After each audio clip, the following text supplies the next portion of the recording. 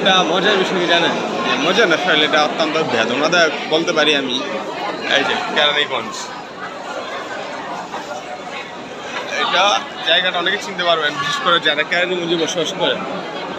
এইটা হলো যে লায়ন সিনেমাস কদমতলিতে।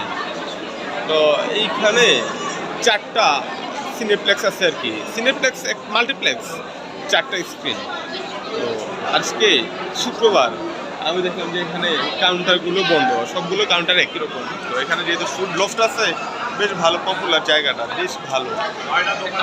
তো অনেক মানুষ হয়, কিন্তু নতুন কোনো ছবি না থাকায় যে হলগুলো আসলেই ভাই বন্ধ হয়ে রয়েছে হলগুলো। আর যারা একটা প্রতিষ্ঠানের মালিক কেবল তারাই বুঝে যে একটা প্রতিষ্ঠান কীভাবে চালাতে হয়, বাইরের মানুষজন বুঝবে না। জায়েদ খান বলেন আর জন্টু মাঙ্গের নাতি বলেন, যারাই বলেন, তারা আসলে হল মালিকদের ভালো কখনো চায় না।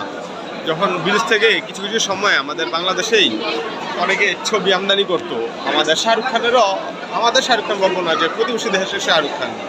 তো যেহেতু সে একজন বিশ্ব দরবারে পরিচিত একজন মানুষ, সেই হিসাবে আমাদেরও বলতে পারি, কোনো অসুবিধা নেই। এখন ঘটনা হলো কি, শাহরুখ খানের ছবি কিন্তু বাংলাদেশে মুক্তি পাইছিল, আরও 2টা নায়কের এখানে ছবি মুক্তি পাইছিল, বলিউড ছবি বা বিদেশের ছবি। একসময় জিতেরও বেশ কিছু ছবি এখানে মুক্তি পাইছিল, অঙ্কুশেরও ছবি মুক্তি পাইছিল, তারপর মানে আমাদের প্রতিবেশী দেশের অনেক নায়কের ছবি মুক্তি পাইছিল। তো সব কিছুই শেষে এখন খুবই অবস্থা খারাপ।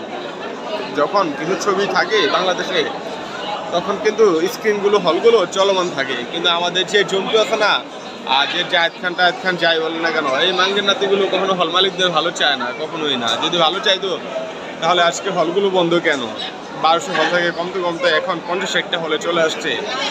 কিছু কিছু হল মালিক আছে যে সিজন, অর্থাৎ ঈদ উপলক্ষে কত হয়তো বা 60-এর জায়গায় সেটা 120 পর্যন্ত সংখ্যাটা হয়ে থাকে।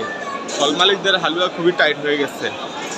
আমার মনে হয় সাংস্কৃতিক জগতের জন্য কোনো দেয়াল থাকা উচিত না। যখন যে দেশে ভালো কাজ হবে, যে ইন্ডাস্ট্রিতে ভালো কাজ হবে, সেই ছবিগুলো সব দেশেই চলতে দেওয়া উচিত। তাতে অন্তত হল মালিকরা বাঁচবে, আর আমরা যারা বিনোদন প্রেমী আছি, আমরাও মোটামুটি একটু আনন্দিত হবো ছবিগুলো দেখে। এখন কী হয় যে বেশির সময় ঘরেই ভাই বসে থাকা লাগে আমাদের কিন্তু কোনো গতি নাই বেশিরভাগ ক্ষেত্রে আমাদের সাথে যেটা ঘটে। যেহেতু শুক্রবার মানুষজন একটু বিনোদন প্রেমী, তো একটু ছবি টবি দেখলে তারা ভালো লাগতো, কিন্তু এখন কোনো ছবি টবি না আসায় হলগুলো সবই বন্ধ, এভাবেই চলতেছে। আর হল মালিকদের দুঃখ বুঝে আসলে তেমন কেউ নাই। এখানে এসে আমার খুবই খারাপ লাগলো, আমি দেখলাম যে কাউন্টারগুলো বন্ধ, 4টা স্ক্রিন সবগুলোই বন্ধ এই মুহূর্তে। নতুন ছবি নাই, হল খোলা রেখে তারা কী করবো? দেখা গেল একটা শো চলতেছে, এমন 1টা 2টা 5 জন দর্শক যদি আসে কখনো একটা স্ক্রিনের, আমার মনে হয় টিকিট বেছে তাদের পোষাবে না। এই জন্য হল বন্ধ রাখাই এখন উত্তম ডিসিশন আমার কাছে মনে হয়, এটাই। এই জন্য তারা বন্ধ রাখছে হলগুলো।